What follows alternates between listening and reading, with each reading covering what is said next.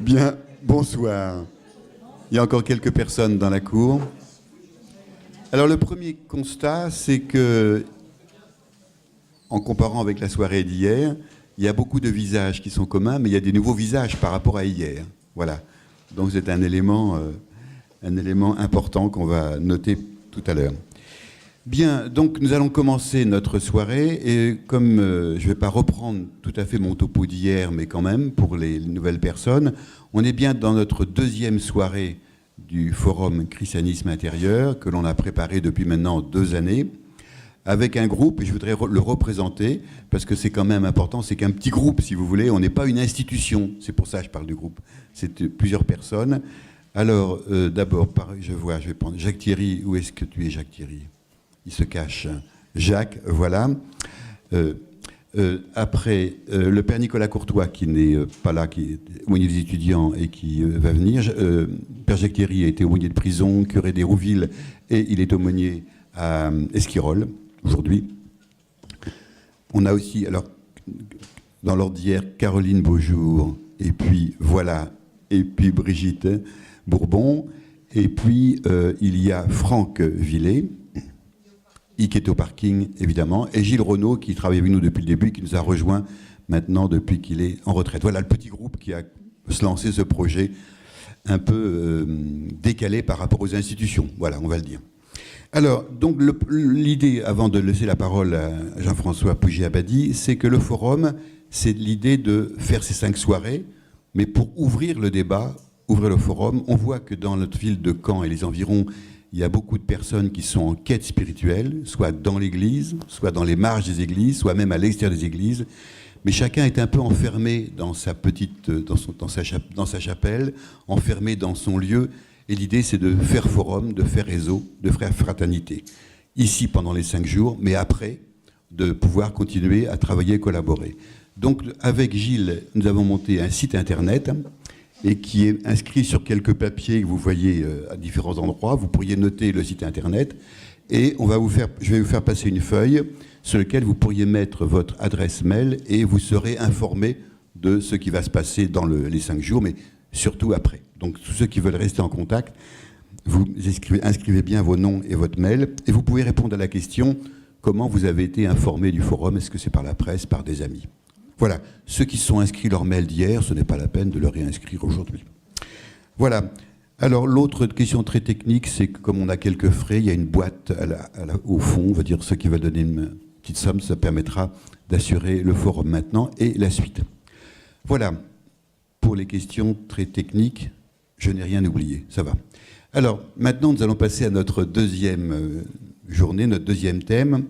Et donc, c'est avec Jean-François Pougy-Abadie, autour d'un thème qui est une question qu'on a voulu provocante, c'est recherche de Dieu ou engagement dans la cité. Bon, vous imaginez bien quelle est notre réponse. Mais si on a posé la question comme ça, c'est qu'il y aurait une tendance possible entre des personnes qui seraient engagées dans la cité, mais qui, par rapport à une quête spirituelle, seraient un peu plus critiques, et des gens qui sont dans une recherche spirituelle et qui ont du mal à imaginer que ça puisse aboutir à un engagement dans la cité. Voilà. Alors que l'évangile, c'est bien les 2 aspects. Je veux dire, les 2 aspects. Voilà. Donc on va essayer d'avancer dans le forum sur cette préoccupation, sur cette problématique. Et donc Jean-François Pougy-Abadie, qui est médecin, tu as été médecin hospitalier pendant de nombreuses années, tu pourras te présenter. Et il intervient avec d'autres qui sont présents dans la salle, comme médecin à la Boussole. La Boussole, vous le connaissez, c'est un lieu d'accueil pour les sans domicile fixe sur Caen et qui aujourd'hui accueille beaucoup de migrants. Voilà. Mais ce n'est pas simplement sur ton intervention à la Boussole qui serait intéressant d'échanger avec toi, c'est sur ton intervention comme médecin. Voilà. Comment peut se tisser autour d'une vie la dimension spirituelle et la dimension engagement. C'est la reconnaissance du visage de l'autre comme personne, quand on est en quête du visage de l'autre avec un grand A. Et comment les 2 s'intègrent. Donc, tu prends la parole une 50aine de minutes, ce qu'on a dit, et puis après, il y aura un débat assez large autour de ça. Voilà, merci. Merci. Merci d'être venu, puisque tu es un petit peu loin de Caen. Voilà. Vous m'entendez bien ? Bon, venir n'a pas été un effort pour moi, et je tiens à commencer cette soirée par des remerciements qui ne sont pas convenus mais sincères et que j'adresse aux organisateurs que je n'ai pas le privilège de connaître tous. Mais je remercierai donc particulièrement Jean-Marie Gourville et Jacques Thierry que j'ai le plaisir de connaître depuis quelques mois et pour lesquels je les remercie de leur confiance. Donc, il m'a été proposé d'intervenir dans le cadre de cette grande question, recherche de Dieu ou engagement auprès des autres, auprès des hommes dans la cité. Il est évident que cette question ne tient pas debout, puisque ce caractère binaire est sans signification, autre que d'être volontairement provoquant pour nous faire réagir. Je pense que c'est une bonne chose que d'avoir à réagir, parce que quelquefois les façons de penser sont figées. Donc nous allons réagir, et ma réponse sera sans surprise. Il faut aller vers Dieu, bien sûr, c'est le but de toute vie. Enfin, c'est ma conviction, et c'est sûrement la vôtre, puisque vous êtes ici, mais que ce chemin passe par les autres. Ça, c'est comme ça, et on ne peut pas faire autrement. Et je pense que l'Évangile ne dit pas autre chose. Donc je vais essayer de commenter tout cela en m'appuyant sur l'Écriture, en m'appuyant sur la prière, en m'appuyant également sur l'apport de la philosophie. Et dans ce domaine, vous avez reconnu l'allusion de Jean-Marie au visage de l'autre. J'étais très impressionné dans ma vie et dans ma réflexion par la philosophie d'Emmanuel Lévinas, qui m'a beaucoup impressionné et que j'essaye de lier sans me l'approprier, je n'oserais pas, ni la dénaturer, je l'espère, de la lier dans un ensemble homogène qui m'aide à conduire ma vie. Alors, il m'a été demandé aussi, vous m'en excuserez, de porter témoignage. Alors, je le fais volontiers, puisque je prends l'habitude d'essayer d'obéir à ce qui m'est demandé. Et c'est une revanche sur le passé, parce que quand on est médecin hospitalier, et je l'ai été pendant une quarantaine d'années, on prend des décisions souvent, et on se disait, si quelqu'un m'aidait à décider, ça m'aiderait. Donc aujourd'hui, que je suis retraité des hôpitaux, je suis assez content d'avoir à obéir à quelques personnes. Donc j'ai obéi volontiers, je vais porter témoignage. Mais porter témoignage, je vous demande de croire une chose, c'est que le témoignage est sincère, même s'il peut vous paraître naïf quelquefois, et que d'autre part, pour témoigner, je n'en pense pas pour autant que ma vie est exemplaire. Elle a besoin de rédemption, comme toute vie, c'est vrai, et mon Dieu, c'est le chemin des chrétiens. Donc je vais témoigner, mais sans pour autant me porter en exemple. Alors, pour rentrer dans le vif du sujet, je m'appuie sur la lecture de l'Évangile. Et je vais vous proposer quelques péricopes évangéliques qui vont appuyer les deux positions. La première, qui est bien connue, c'est ce qui se passe chez Marthe quand Marie était assise aux pieds du Seigneur en Saint Luc. Donc, je ne vais pas tout lire. Marthe avait une sœur nommée Marie qui, s'étant assise aux pieds du Seigneur, écoutait sa parole. Marthe s'affairait à un service compliqué. Elle survint et dit « Seigneur, cela ne te fait rien que ma sœur m'ait laissée seule à faire le service, dis-lui donc de m'aider. » Et le Seigneur lui répondit « Marthe, Marthe, tu t'inquiètes et tu t'agites pour bien des choses. Une seule est nécessaire, c'est bien Marie qui a choisi la meilleure part, elle ne lui sera pas enlevée. » Et cet évangile remarquable, comme tout l'évangile, a quand même été utilisé pour prétexter de la supériorité de la vocation contemplative sur toute autre action.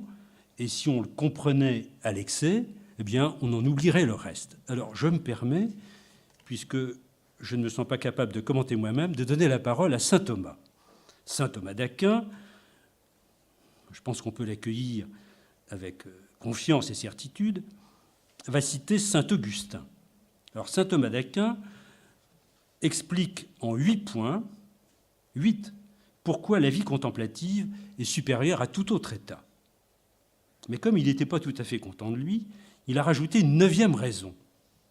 8 raisons de saint Thomas, et une 9e raison qui, dit-il, est ajoutée par le Seigneur lorsqu'il dit « Marie a choisi la meilleure part qui ne lui sera pas ôtée ». Ce qu'explique saint Augustin au livre De Verbis Domini en disant ce n'est pas que votre part soit mauvaise, mais la sienne est meilleure. Pourquoi meilleure? Parce qu'elle ne lui sera pas retirée. Car un jour, vous sera retiré ce fardeau que la nécessité impose, mais éternelle est la douceur de la vérité. Voilà saint Augustin. Et saint Thomas complète. La vie contemplative est donc meilleure que la vie active.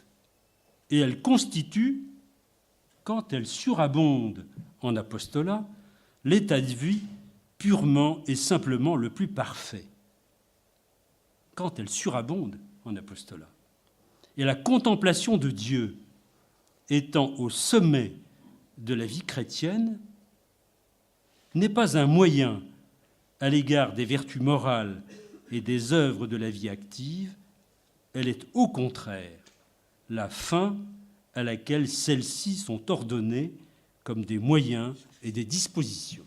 Ce qui veut dire que pour saint Thomas, la vie contemplative est nourrie et disposée par la vie active que nous devons organiser au profit de nos frères. Alors maintenant, si vous le voulez bien, je vais continuer avec saint Matthieu, au chapitre 25, le jugement dernier, que vous connaissez bien, et vous connaissez le tableau, quand le Fils de l'homme viendra dans sa gloire, accompagné des anges, il siégera sur son trône de gloire.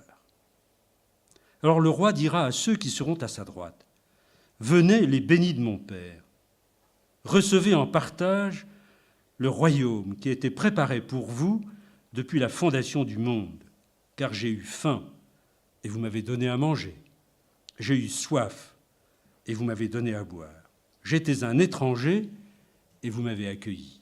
Nu et vous m'avez vêtu, malade et vous m'avez visité, en prison et vous êtes venus jusqu'à moi. » Alors les justes lui répondront, « Seigneur, quand nous est-il arrivé de te voir affamé et de te nourrir, assoiffé et de te donner à boire? Quand nous est-il arrivé de te voir étranger et de te recueillir, nu et de te vêtir? Quand nous est-il arrivé de te voir malade ou en prison et de venir à toi? » Et le roi leur répondra, « En vérité, je vous le déclare, chaque fois que vous l'avez fait à l'un de ses frères, à un de ses plus petits qui sont mes frères, c'est à moi que vous l'avez fait. » Et la scène contraire sera décrite avec la réponse qui va dans le même sens pour renforcer la puissance de cette affirmation.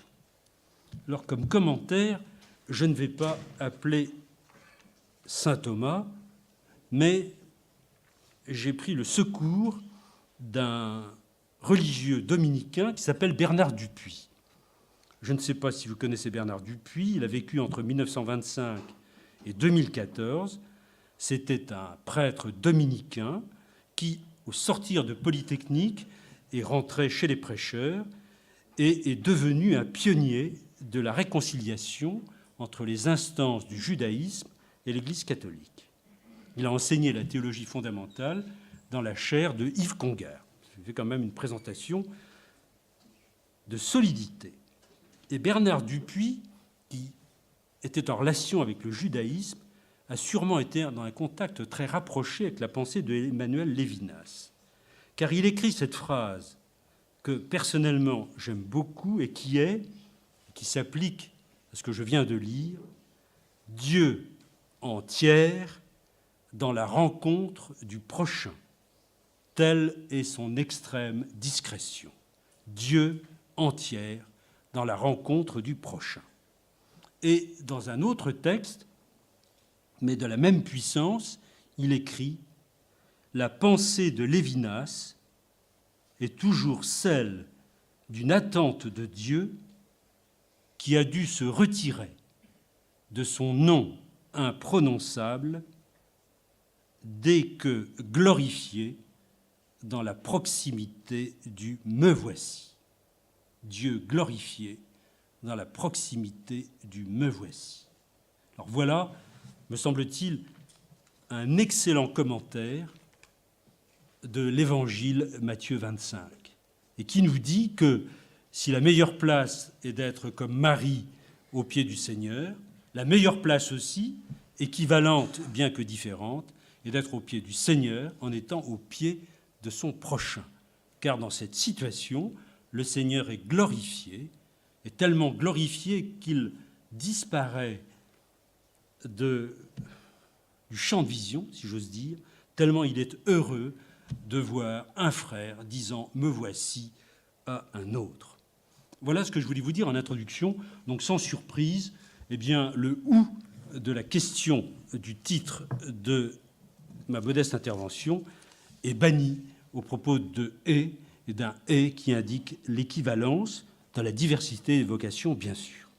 Alors, dans un premier temps, je m'en suis excusé au début, je vous ai promis que je témoignerais.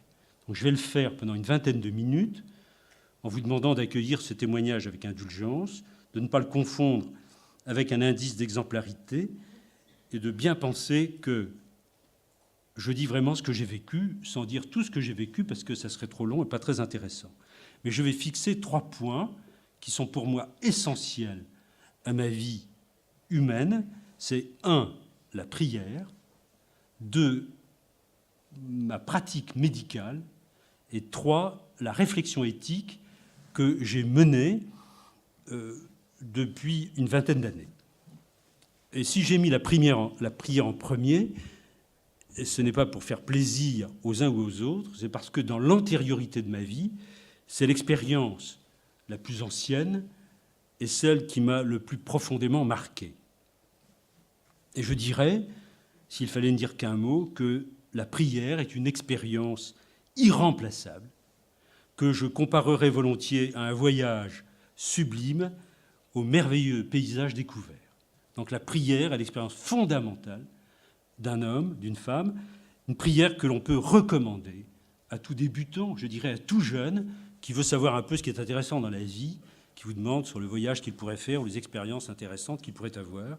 Et on pourrait lui dire, je le dis, t'es-tu intéressé à la pratique de la prière? Alors vous allez me dire, est-ce que vous avez des textes au moins pour justifier ce que vous dites? Bien, bon, j'ai amené la Bible, je ne vais pas la lire tout entier, on n'en finirait pas, mais il y a 3 textes que j'aime beaucoup, il y en a une infinité, mais il y en a 3 que je voudrais privilégier. C'est 2 au livre de l'Exode et 1 en Saint-Luc. Au livre de l'Exode, vous connaissez comme moi l'histoire de la tente de la rencontre qui est déployée à bonne distance en dehors du camp. Et on lit au chapitre 33, « Et lorsque quiconque voulait rechercher le Seigneur, il sortait du camp, allait vers la tente de la rencontre qui était hors du camp. Et toute personne qui se sentait appelée à rechercher le Seigneur pouvait faire cette démarche. Et je peux vous témoigner que lorsque je prie, j'ai le sentiment d'aller vers la tente de la rencontre. Et nous lisons un peu plus loin, quand Moïse était entré dans la tente, la colonne de nuée descendait, se tenait à l'entrée et parlait avec Moïse. J'affirme, dans ma très très modeste expérience, cette certitude de ce dialogue qui nous est offert, qui est offert à tout homme, malgré les difficultés que l'on puisse rencontrer, malgré l'aridité qui peut être quotidienne, Dieu nous parle lorsque nous nous déplaçons pour aller vers lui.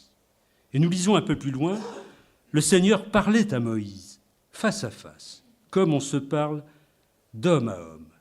Puis Moïse revenait vers le camp, tandis que son auxiliaire, le jeune Josué, fils de Nun, ne quittait pas l'intérieur de la tente. Et cette expérience n'est donc pas réservée aux plus anciens, n'est pas réservée à tel ou tel. Le plus jeune, le jeune Josué, pouvait lui aussi demeurer dans la tente.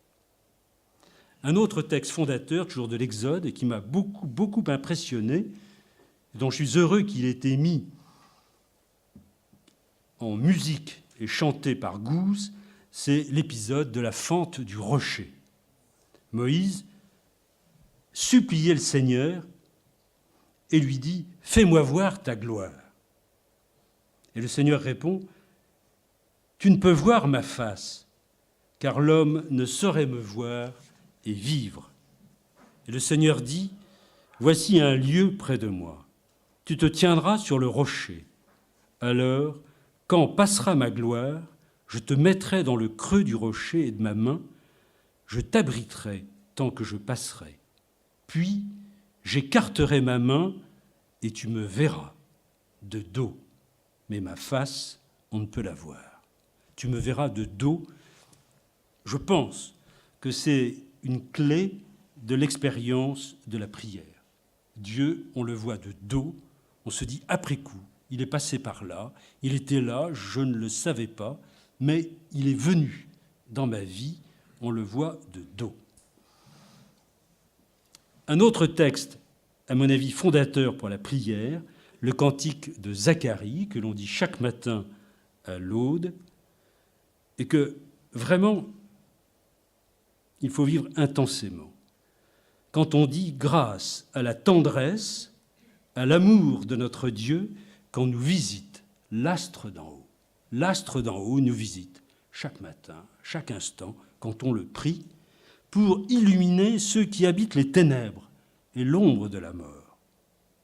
Alors les ténèbres et l'ombre de la mort ne sont pas les autres qui sont dans les ténèbres, c'est moi.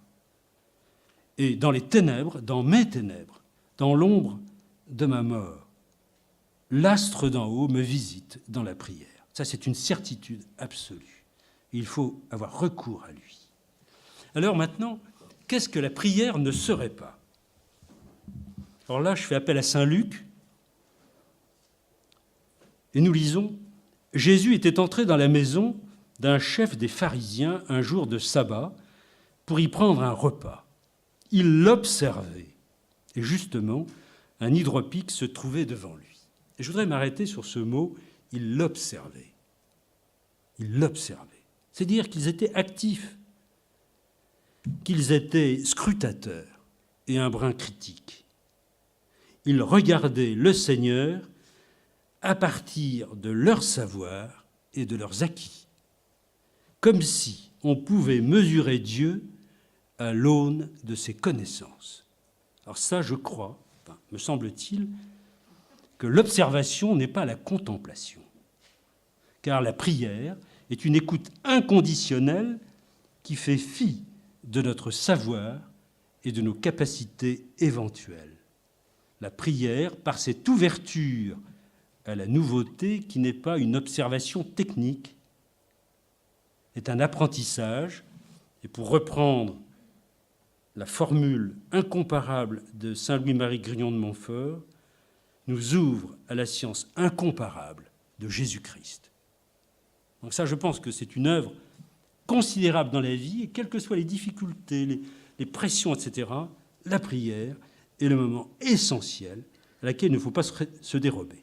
Alors, un tout petit mot sur les modalités de la prière. Je n'aime pas beaucoup le terme de prière personnelle, car je crois, mais peut-être ai-je tort, que la prière n'est jamais personnelle. Même quand on est seul, on prie au sein d'une communauté, même non présente. Donc j'aime mieux l'opposition prière non liturgique et prière liturgique que de prière personnelle et prière communautaire. Mais qu'elle soit liturgique ou non liturgique, il y a un dénominateur commun des faits. Je citerai la déprise,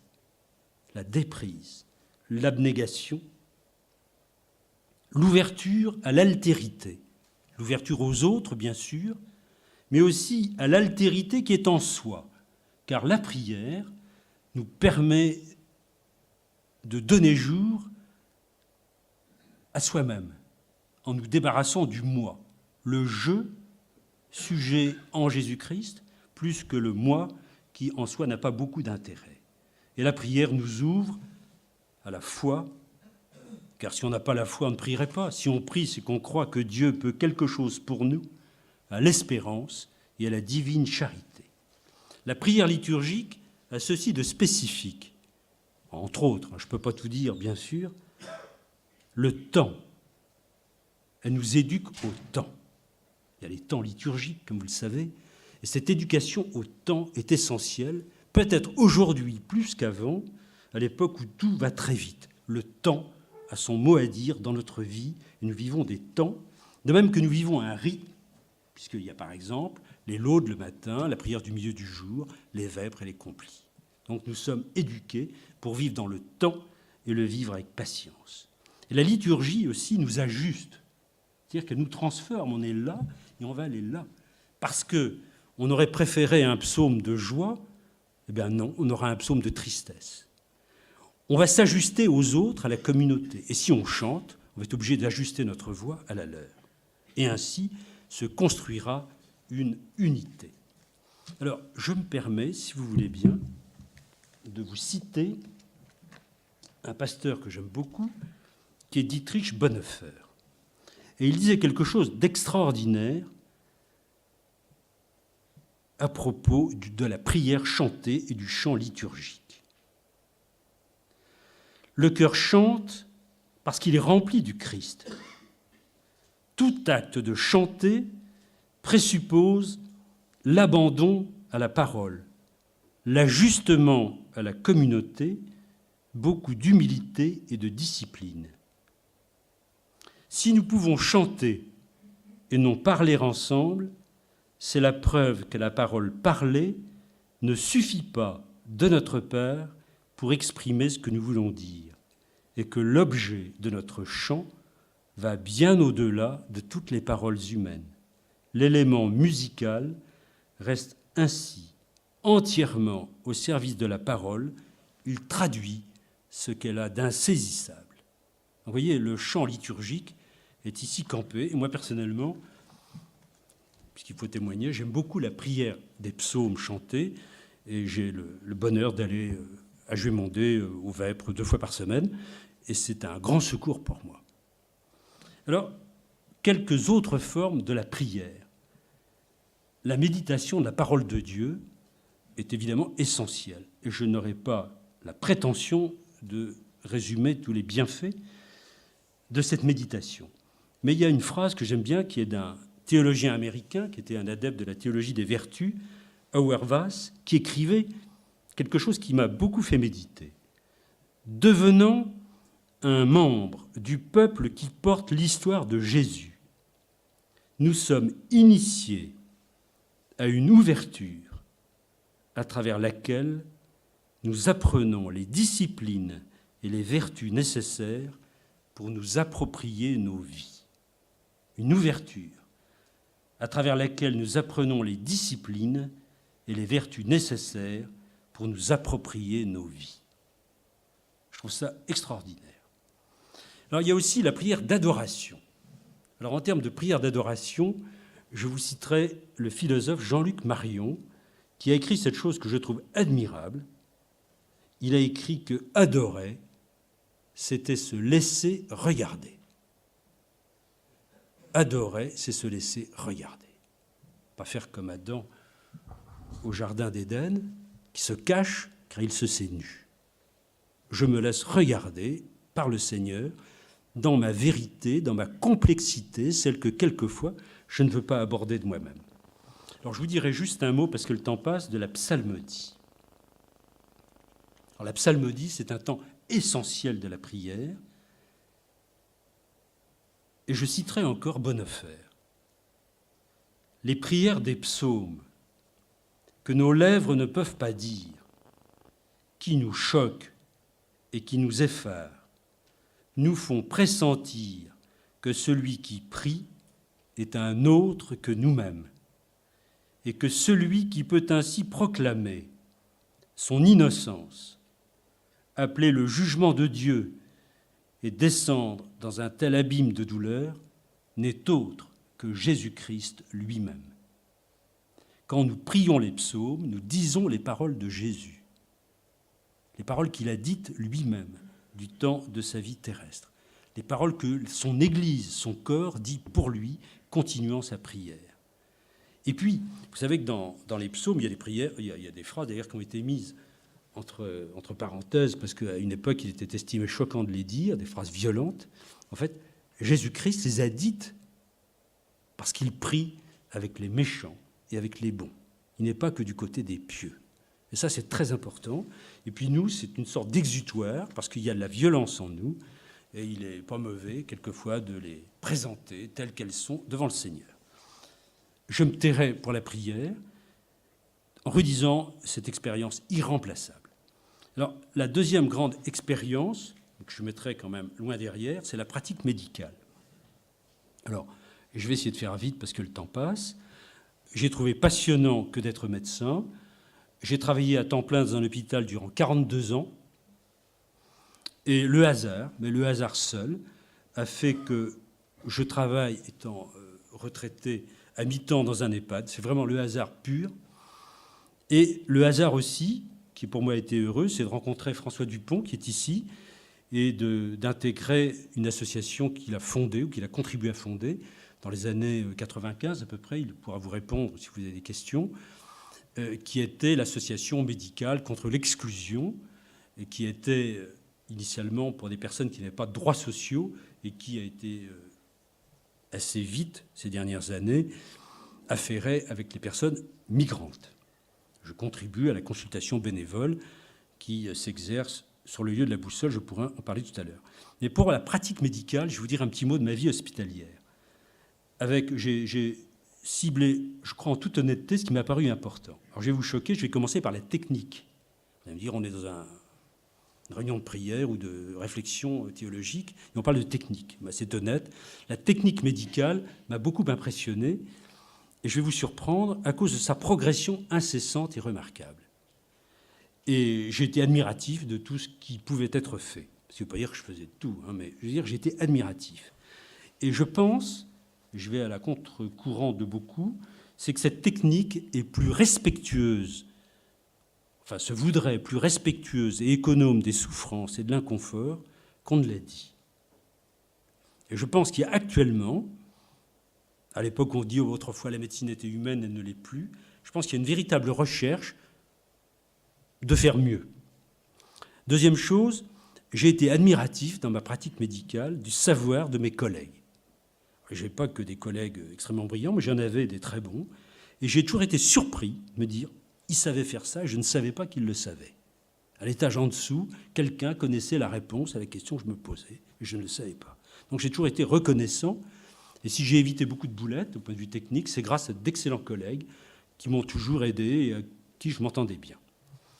Une autre chose qui m'a frappé dans ma vie hospitalière, c'est la progression remarquable de la rigueur et le déclin de l'empirisme.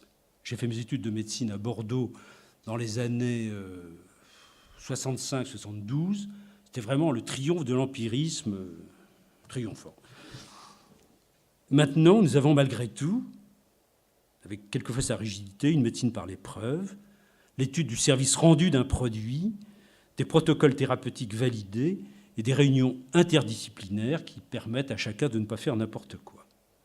Mais malgré cette technique, malgré le savoir-faire et la rigueur, l'histoire irremplaçable de chacun demeure.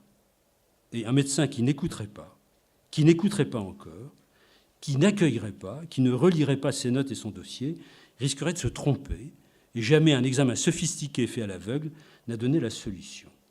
Il faut accueillir l'autre pour lui-même, mais il faut savoir accueillir aussi son histoire et sa maladie, et ne pas confondre les deux. Une autre chose que j'ai aimée dans la médecine, c'est l'étude. Bon, j'ai toujours été étudiant. Je disais souvent, je suis étudiant en médecine de 20e année ou un truc comme ça, et j'aime beaucoup l'étude. Et l'étude en médecine s'est beaucoup modifiée. Quand j'étais interne, on étudiait des faits cliniques. Mais les études modernes ne se contentent pas du tout de faits cliniques. Nous étudions des séries qui sont des séries prospectives, qui sont validées, qui sont étudiées statistiquement. Et nous sommes initiés à la lecture critique. Ça, c'est très important. Vous voyez, il y a une modification de la façon de faire. Alors, une autre chose qui m'a paru intéressante en médecine, c'est la pédagogie. Et la pédagogie est indissociable de l'exercice de la médecine. Pédagogie auprès des malades, ce qu'on appelait, à mon avis, injustement l'éducation thérapeutique. On n'a pas à éduquer les gens, on a à les instruire, si possible, sans avoir la prétention d'être des éducateurs. Mais instruire les gens de leur maladie, lutter contre les représentations inexactes qu'ils en ont, quelquefois les bloquent, leur apprendre à participer à leur thérapeutique, vraiment les enseigner. Ça, c'est très important. Et je peux vous promettre que dans les cas difficiles, je remettais une lettre écrite en disant « Madame, voilà, pour votre thyroïde, on peut vous opérer, on peut vous donner du radioactif ». Je fais un petit résumé, je remettais aux gens. Parce que je trouve que les gens doivent savoir qu'on ne peut pas décider. Pédagogie auprès des étudiants et des internes. Et un de mes amis, qui était professeur de médecine interne à la faculté de médecine de Nantes, étudiait la capacité et la sensibilité éthique des étudiants. Et remarquez que cette capacité, cette sensibilité s'émoussaient au fur et à mesure que les années avançaient et que le progrès technique les envahissait. La pratique médicale, c'est encore, je vais vous surprendre parce que le médecin n'a pas cette image, c'est renoncer au pouvoir. Un médecin est un soignant parmi les autres. Parmi les autres. Et j'aimais bien, je prenais des gardes en réanimation quand j'étais jeune. On était tous habillés pareil, on ne sait pas trop qui était le docteur. Enfin, on finissait par le savoir, mais si vous voulez, il n'y a pas une distinction d'uniforme, et c'était très bien. Un soignant parmi les autres. D'autre part, il faut prendre les décisions avec la personne malade. Et maintenant, nous avons, je ne sais pas si vous le savez, les patients experts qui aident les autres patients à prendre des décisions. Et nous avions, en diabétologie en particulier, des patients experts qui avaient fait des études poussées, qui pouvaient aider les autres et qui n'étaient pas médecins ni soignants. Je terminerai dans la pratique médicale avec la souffrance des soignants. Et c'est vrai que cette souffrance existe, je l'ai moi-même éprouvée, elle est due aux échecs, des échecs thérapeutiques, des échecs très mortifiants. Elle est due aux difficultés relationnelles, non tellement avec les personnes malades qu'avec les collègues, quelquefois, parce qu'il y en a qui sont savants, ils ne sont pas toujours faciles à peigner. Et enfin, cette souffrance, car c'est souvent difficile à tolérer que de ne pas être à la hauteur d'une telle responsabilité. Et vous savez qu'on ne peut pas tout savoir, et que, mon Dieu, quelquefois, on est dans la souffrance. Alors, je vais aller plus vite. Dans l'EHPAD, il y a une question qui me taraude. Nous sommes en présence de personnes très âgées, moyenne d'âge 89 ans, avec des personnes qui sont polymédicamentées. 20% des patients ont plus de 10 médicaments par jour, 50% plus de 6 médicaments par jour, des troubles cognitifs importants, bref, l'extrême pauvreté. Alors, comment faire pour que le projet de vie ne soit pas qu'un projet médicalisé ? C'est très important de bouffer des médicaments, mais peut-être qu'on peut faire autre chose aussi, qu'on est à la fin de sa vie. Comment construire une détection de l'autonomie restante ? Comment recueillir ne serait-ce qu'un embryon de consentement et de bâtir ne serait-ce qu'une ébauche de projet ? Alors, je vous dirai maintenant un mot de la boussole auprès des personnes migrantes. Donc, François Dupont, qui est ici, que vous pourrez rencontrer, Marie-Paule Delon, qui est ici et qui s'implique également beaucoup auprès des personnes migrantes, beaucoup plus que moi, pourront vous répondre. Mais nous avons un groupe de médecins, avec une pharmacienne aussi, une infirmière pédicure, et nous travaillons à proximité des travailleurs sociaux, puisque nous sommes accueillis à la Boussole, qui est un local qui appartient au CCAS de la ville de Caen. Nous recevons des gens de tout pays, afghans, albanais, irakiens, iraniens, somaliens, Afrique noire, etc. Et nous faisons ce que nous pouvons. Il s'agit de personnes jeunes, hommes très souvent, éprouvés par un parcours difficile, le plus souvent non raconté ou très partiellement. Et ce parcours, lorsqu'il est entrevu, s'avère très éprouvant. Le parcours administratif, je ne suis pas doué pour vous en parler, mais Marie-Paule, qui est ici, pourra vous en parler, est également quelquefois éprouvant. Ce n'est pas toujours facile, notamment en fonction des préfectures concernées. Tous ne veulent pas faire ce parcours, parce que, vous le savez sans doute, on peut avoir l'aide médicale d'État lorsqu'on ne touche rien ou très peu d'argent, et lorsqu'on est résident, même en situation irrégulière, depuis au moins 3 mois. Mais certains, ou même peut-être beaucoup, ne veulent pas faire cette démarche parce qu'ils ont une espèce de peur instinctive d'être fichés, affiliés, et ils préfèrent vivre dans la clandestinité totale. Ces personnes jeunes vivent dans le dénuement et la précarité, et on peut le mesurer lorsqu'on les écoute, lorsque, à l'initiative de François Dupont, nous avons participé à certaines maraudes pour voir les gens qui traînaient dans le quartier de la Gare et voir qu'ils allaient passer la nuit dehors. Je tiens à saluer le travail remarquable des travailleurs sociaux. Vous savez, on est naïf quand on est médecin, je ne connaissais pas bien ce qu'ils faisaient, et je trouve ça admirable. On en parle moins que des médecins, et c'est dommage, parce qu'ils font vraiment un très bon travail. Alors, nous soignons ces personnes avec les médicaments que nous avons, nous remettons des médicaments. Pour ceux qui n'ont pas encore de droits sociaux, et nous pouvons faire des ordonnances, parce que nous avons un petit budget, et avec une pharmacie de la ville, on s'arrange pour prendre en charge les médicaments que nous n'aurions pas à notre disposition. Ces personnes migrantes ont malgré tout des ressources manifestes, que je tiens à souligner, la capacité d'entraide, la volonté d'avoir une hygiène. Moi, je suis assez surpris, ils sont propres, très propres, pour la grande majorité. Une volonté d'évoluer et une grande capacité de résilience. et je tiens à saluer ce que j'appellerais ces vertus, au sens de force, chez les personnes que nous rencontrons. Alors, il m'a été dit que la majorité étaient des dépressifs. Alors moi, je n'en crois rien. Enfin, ce n'est que mon opinion. Marie-Paul, qui est médecin psychiatre, pourra vous le dire.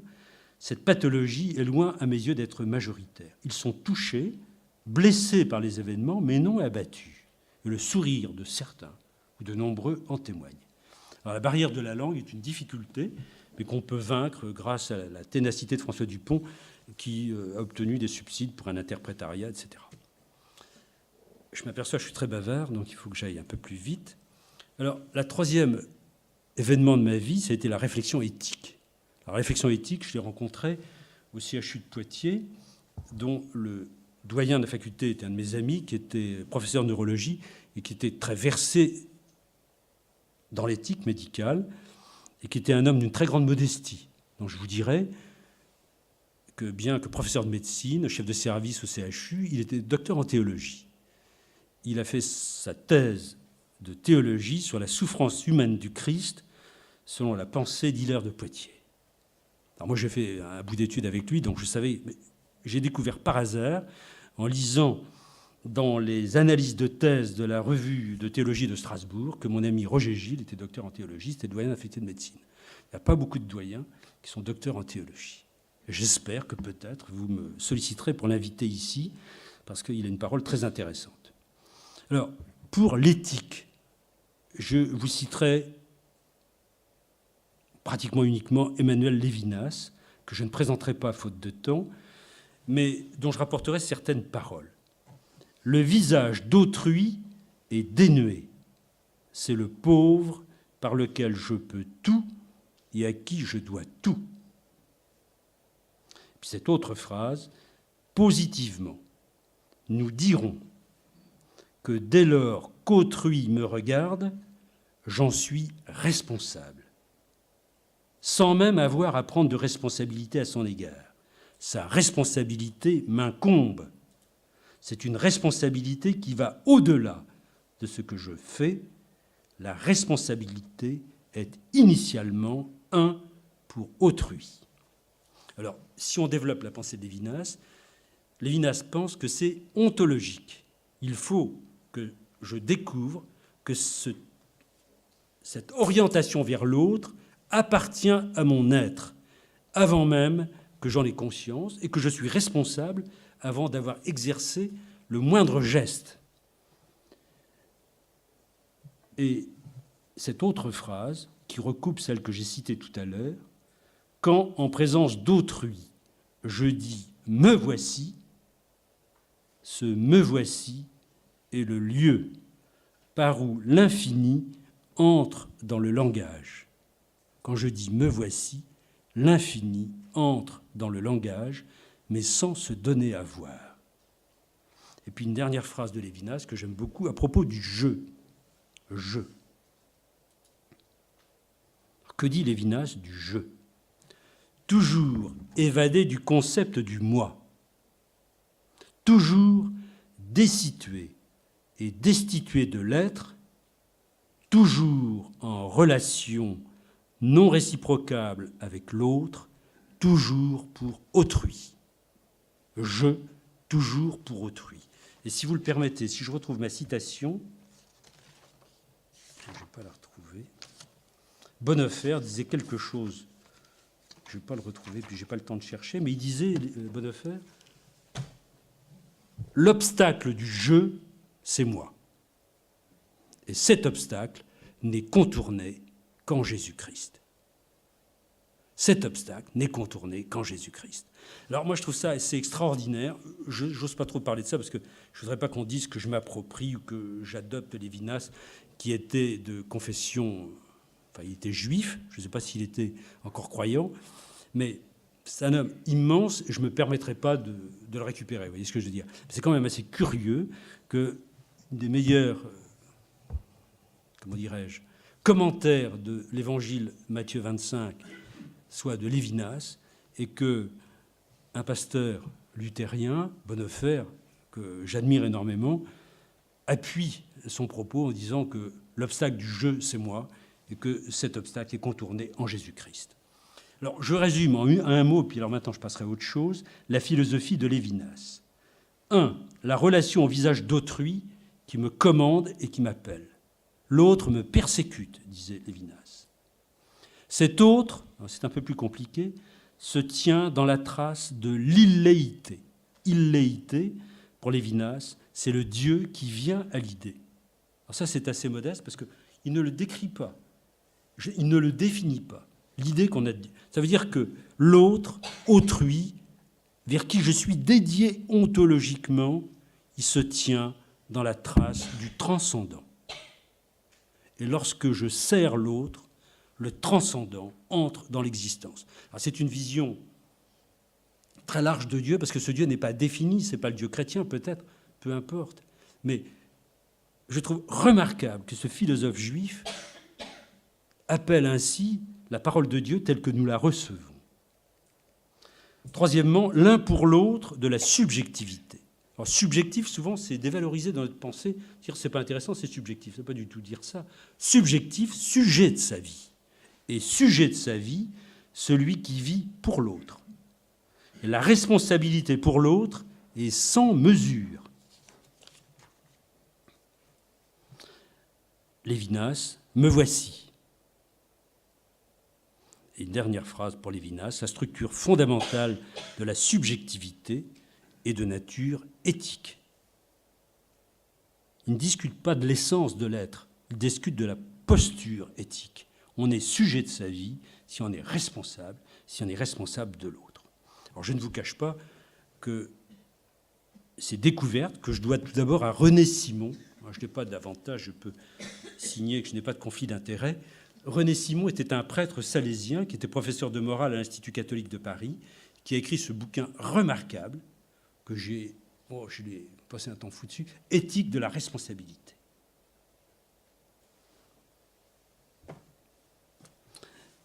Je voudrais, avant de passer au dernier chapitre, dire un mot sur le dialogue de cette pensée philosophique avec la foi chrétienne. Pour moi, prière et liturgie favorisent le surgissement du sujet éthique. D'autre part, nous avons l'opportunité de recevoir la parole de Dieu dans un cœur qui peut être préparé. Et par exemple préparé par ce questionnement que je viens de résumer. Et à mon avis, l'assignation à responsabilité et sa traduction dans l'agir humain prennent pour le chrétien une dimension christologique et eschatologique. Le questionnement, l'assignation à responsabilité et sa traduction dans l'agir humain prennent pour le chrétien une dimension christologique et eschatologique. Ce questionnement, ce chemin de recherche vers la vérité de la personne humaine et de son bonheur ne constitue-t-il pas de véritable structure d'accueil de la parole de Dieu? Je vais vous dire maintenant, en forme de synthèse, si vous le permettez, une réflexion un peu plus théorique que j'ai baptisée pompeusement « Où est ton frère ?», pour reprendre la question de Dieu à Caïn au livre de la Genèse, chapitre 4. Le Christ pose aussi cette question à chacun de ceux qui se réclament de lui, et singulièrement à ceux qui veulent vivre le christianisme intérieur, c'est-à-dire une intimité et une familiarité profonde avec lui, espérant pouvoir s'écrier en vérité avec l'apôtre Paul, « Ce n'est plus moi, c'est le Christ qui vit en moi ». L'accueil et la méditation de la parole, singulièrement de l'Évangile, la prière, les sacrements sont des dons qui permettent à cette familiarité de grandir et de se développer au fil de chacune de nos vies, espérons-le, à la façon de la graine de moutarde, la plus petite des semences, qui deviendra, comme vous le savez, la plus grande des plantes potagères. Ces dons ont en commun un pouvoir de dépouillement, au point de faire surgir en chacun non le moi, mais le soi ou le je. Et cette évolution est heureuse, car pour reprendre Lévinas, sans ce dépouillement patient, le moi recouvre le soi. Ainsi dépouillé, il nous est possible de découvrir que nous sommes responsables et d'assumer effectivement cette responsabilité et de souscrire aux propositions d'Emmanuel Lévinas. Sa responsabilité m'incombe, la responsabilité est pour autrui. Je rappellerai que Lévinas disait « Quand en présence d'autrui je dis « me voici », ce « me voici » est le lieu par où l'infini entre dans le langage, mais sans se donner à voir. Bref, une telle lecture des dons divins peut nous permettre que le dépouillement chrétien, celui de l'intime et du familier du Christ, nous constitue sujet éthique et nous découvre à nous-mêmes responsables de l'autre, de tous les autres. Bien sûr, nous ne sommes pas devenus chrétiens pour valider et vérifier dans notre vie la posture éthique de la pensée du philosophe. Mais celui-ci décrit magistralement le surgissement du sujet éthique et l'ouverture à l'infini qui en résulte. Le Christ n'est-il pas lui-même, en donnant sa vie par amour et pour chaque homme, un sujet éthique primordial? Le Christ entraîne ses disciples à sa suite, non pas d'abord comme un modèle, ni comme un chef à la parole impérative, mais comme un compagnon et comme l'auteur d'une alliance. Il est avec nous et au milieu de nous. Il est lui-même l'origine et la possibilité de notre action. Il est l'origine de notre capacité à le suivre, de notre engagement au service des autres, en raison du don gracieux qui nous fait de lui-même et de son esprit. Le Christ est bien la source de toutes les grâces, y compris de celles qui nous libèrent de notre moi et font de nous des fils, des frères, de celui qui est venu pour servir et non pour être servi, des frères et des prochains de tous. Paul Ricoeur, un autre grand philosophe contemporain, que je n'ai pas eu le temps de citer, rappelait qu'il n'y avait pas d'éthique possible sans estime de soi. Et il disait que ce qui était estimable en soi, c'était la capacité de changer le cours des choses et d'agir avec décision. Eh bien, Ricoeur écrivait que la sollicitude ne s'ajoutait pas du dehors à l'estime de soi, mais en dépliait la dimension dialogale implicite. En déplier la dimension dialogale implicite. C'est-à-dire qu'il n'y a pas d'estime de soi sans sollicitude. Eh bien, si Ricoeur affirmait cela, il me semble logique d'affirmer de même que l'exigence du service ne s'ajoute pas du dehors à la qualité de fils de Dieu et de frère du Christ, mais qu'elle en déplie la dimension et en révèle la nature profonde. Depuis toujours, les églises servent la charité de multiples manières. Les chrétiens, toujours insuffisamment, mais malgré tout, font preuve de constance, de créativité dans le service des pauvres, des malades, des démunis, se consacrent aux luttes contre les injustices, contre les inégalités encore criantes, contre la dénutrition, la famine, les violences et les oppressions de toutes sortes qui défigurent notre humanité.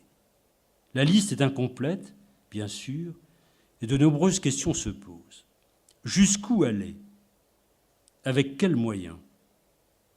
Quelles priorités retenir et quels choix effectuer? Quelles sont les positions des églises dans ces luttes par rapport aux organismes non confessionnels dédiés à ces problèmes?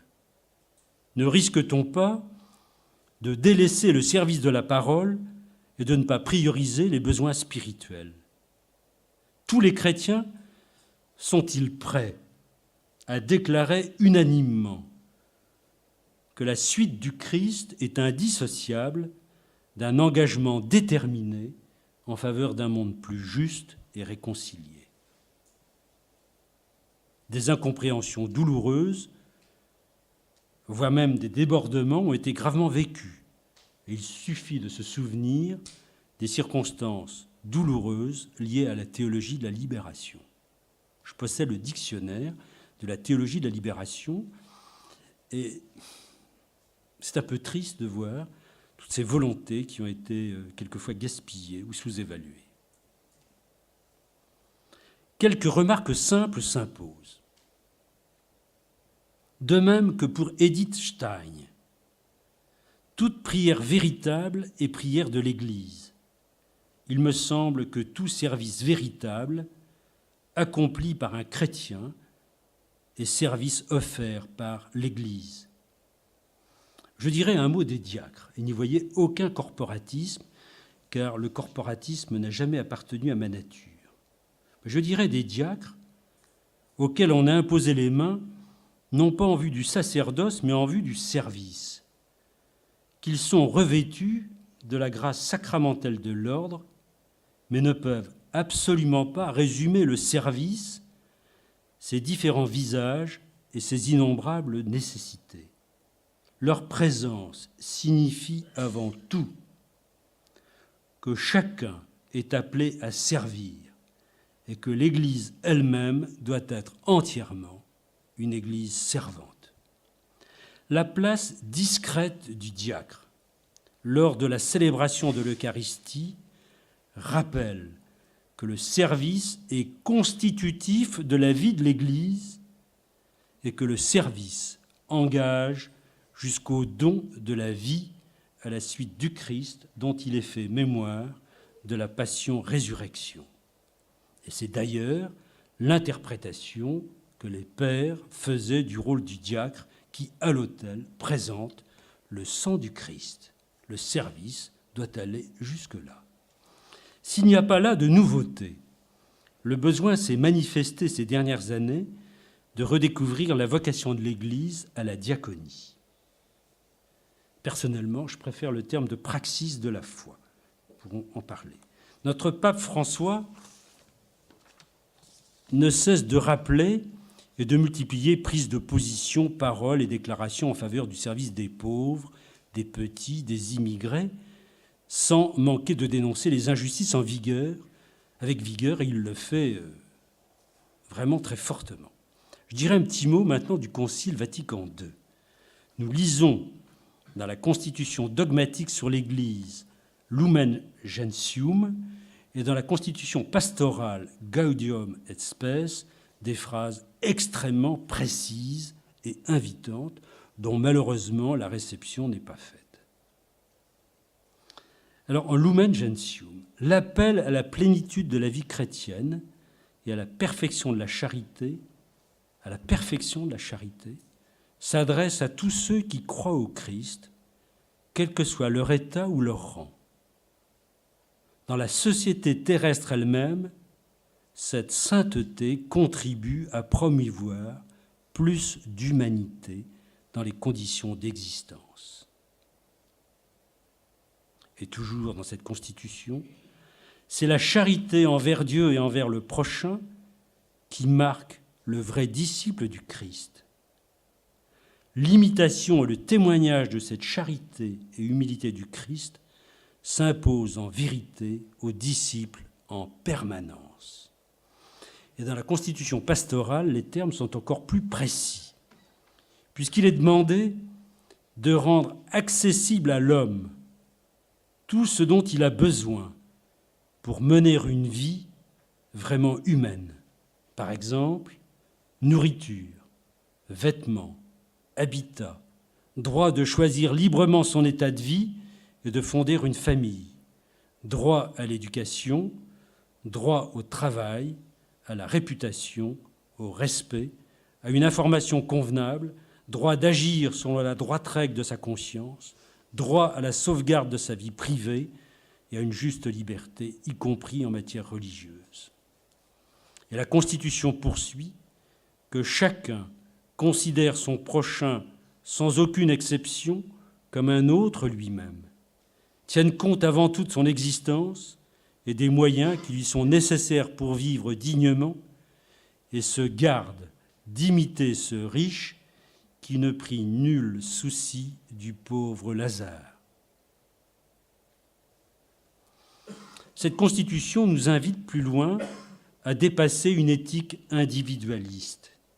Nous lisons « Lorsque chacun se préoccupe aussi et effectivement de l'essor des institutions publiques ou privées qui servent à améliorer les conditions de vie humaine, c'est alors, et de plus en plus, qu'il accomplit son devoir de justice et de charité. » J'en viens à ma conclusion.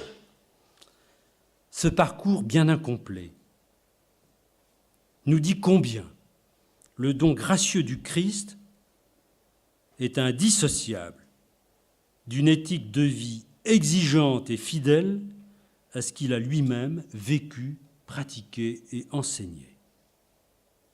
L'enseignement magistériel, l'enseignement conciliaire, les positions vigoureusement exprimées par notre pape sont dépourvues de toute ambiguïté et définissent parfaitement les exigences de la suite du Christ sur les routes partagées avec nos frères de par le monde. Il est possible de s'étonner de notre propre inertie, de nos lenteurs, de notre faible niveau d'information et de motivation au sujet des besoins vitaux de nos frères. Serions-nous, comme anesthésiés et devenus insensibles en dehors de nos propres besoins, de nos propres soucis et de nos craintes, et comme apragmatiques en dehors d'actions censées nous protéger ou ménager notre avenir égoïstement personnel.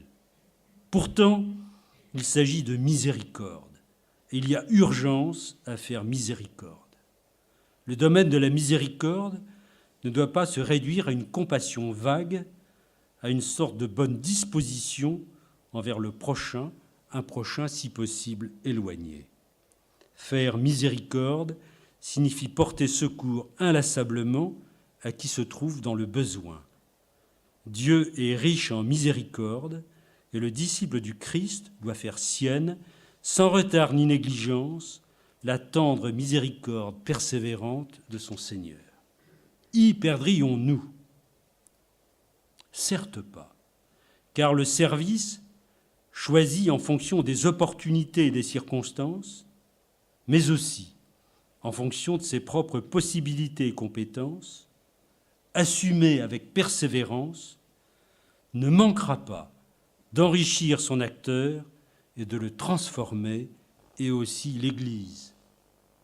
Le service poursuit en effet, sans réussir à l'achever, l'entreprise de dépouillement du moi qui encombre, qui recouvre et étouffe le soi et qui freine son élan à la suite du Christ. Vivre la miséricorde rend miséricordieux et appelle mystérieusement comme par contagion, sur le chemin escarpé des béatitudes, la confiance en Dieu, le regret de notre condition fragile et pécheresse, la douceur et la soif de justice qui s'inscriront progressivement en nous. La fréquentation véritable de ceux qui sont en nécessité et dans le besoin fera naître ou augmentera en nous l'humilité. Le souci de vivre les vertus évangéliques augmentera notre désir d'accueillir plus attentivement la parole et d'y être sensible. Et l'intimité avec le Christ en sera renforcée. Enfin, le service accompli est source de joie et de sérénité, ce qu'obtient la vérité vécue. Paul aux Colossiens écrivait-il autre chose ? Par tout ce que vous ferez de bien, vous porterez du fruit et vous progresserez dans la vraie connaissance de Dieu. Au terme de ce parcours modeste est très incomplet, il est utile de revenir à un dialogue prêté à Pacôme, vieil ascète égyptien du IVe siècle, cité par un moine de Ligugé, Vincent Després, dans son ouvrage « Le monachisme primitif ». Cherchant la volonté de Dieu, Pacôme s'entendit répondre « La volonté de Dieu est de servir le genre humain et de le réconcilier avec lui. » Il répondit presque indigné « Je cherche la volonté de Dieu et tu me dis de servir les hommes. » L'autre répéta 3 fois « La volonté de Dieu est de servir les hommes pour les appeler à lui. » Je vous remercie.